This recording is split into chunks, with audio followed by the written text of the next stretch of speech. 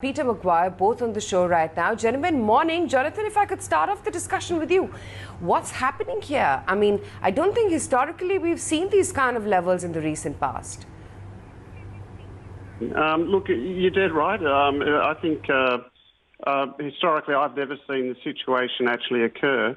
But also we have to note that when you do get an expired contract, that if you are long, particularly on the NYMEX contract, that it goes to physical delivery. So if you're an investor and you actually hold crude, then you can't actually have a place to put these barrels. Then you have to sell the contract. And I think the fact that we've had a lot of issues concerning the supply or demand destruction that are occurring, that those people that have long futures contracts have had to exit it, regardless of what price they didn't make that delivery. So this has exaggerated the situation. This is why we've seen prices go to the negative. When you look at the forward contracts going forward, June, $21, $21.64 on the NYMEX, that suggests a little bit of normality will come back to the market eventually. Peter, wanted to understand from you as well. I mean, the fact that we are seeing this freak trade come out in crude is one thing. What's going to help us pull back out of this situation? I mean, when is it that we're going to see levels getting back to at least normalcy? Oh, dear, that's a hard question. And following on from Jonathan's point, I'm not sure how long it takes to actually get to some form of normality. These are unprecedented times. They're unprecedented market moves. This could take 2 quarters, could take 3 quarters until things start to ratchet back up to, the $25 to $30 plus range. It's too hard. There wouldn't be an analyst anywhere on the planet that'd be able to give you a decisive number where it's going to. It's pure speculation. The uncertainties, it's uncharted territory. It's nearly to the point that it's very similar to what we experienced. I was in New York in the week of where it hit $148 a barrel. That's NYMEX. So that gives our viewers some sort of indication. That was, I think, about the 2nd or 3rd of July 2008. And it's extraordinary times. And this is what happens in these markets. And futures are just an instrument that demonstrates that. As Jonathan said, you've got nowhere to store the damn stuff. So what happens, you've got to take delivery, and that really creates a nightmare position for any particular holder of a futures contract that's on the wrong side. So there you go. I think it's going to take many months until until we get some sort of headline moving forward as far as consumption patterns growing again. Give us a sense of how the dynamics of the oil market may have changed, Jonathan, for all the the slugfest that we saw between Russia, between the Middle East. Have the dynamics on ground, the physical dynamics in terms of market share actually changed? Has there been any significant shift? Yeah, that's okay. You've got people there that you've got OPEC plus wanting to stabilise the market. Also, you've got the oil shale producers wanting to stabilise the market.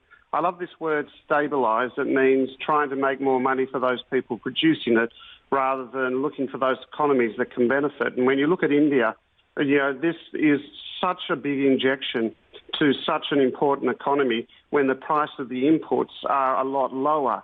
So this really should be benefiting India very well, in terms of that input. The other important thing to note is that how do we climb out of this situation? How do we get prices to normalise, I guess, in terms of a sense of, production, supply, demand, where the price stabilises. And I think this comes to how we actually come out of this crisis. And what we're starting to develop is that we might get a V-shaped recovery in confidence, but a U-shaped recovery in demand. And what that basically means is that the forward-priced contracts for a lot of these commodities will actually start to increase. The forward-dated contracts will increase in value more than the spot one, which is a normal contango market, but it'll be more extreme whilst the economies start to recover. And I think those economies which will start to recover are those ones which are more reliant on some of these inputs like India. So it will be quite interesting to see how it unfolds, but at the end of the day we need that confidence to come back into the market to then have people have confidence to then go out and purchase. Peter, when talking about impact on India, we're not necessarily seeing that play out just as yet. The most obvious one, of course, would be for it to benefit the government's balance sheet. But we're not yet seeing that instant reaction, whether it be on prices, that the retailers are setting or otherwise.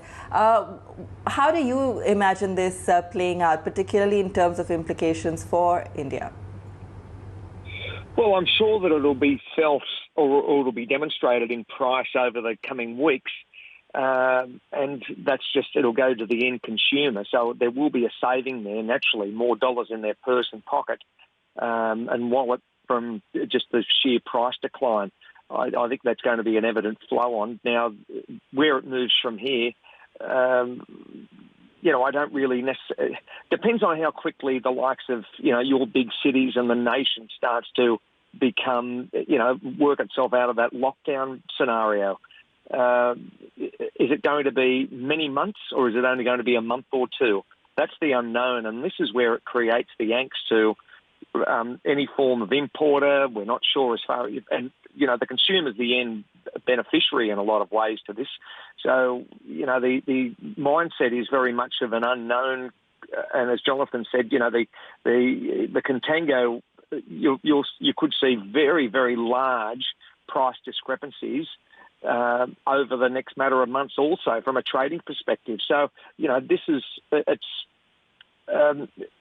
many traders, and this is where, and I'm more on the retail side, the speculators, they're very, very conscious of this and they're looking at these particular markets as a very attractive mindset to trade on the different instruments. So all I'll say is this, that, with the big volatility swings, it's not a bad part of the market to, embrace and be a part of at the moment.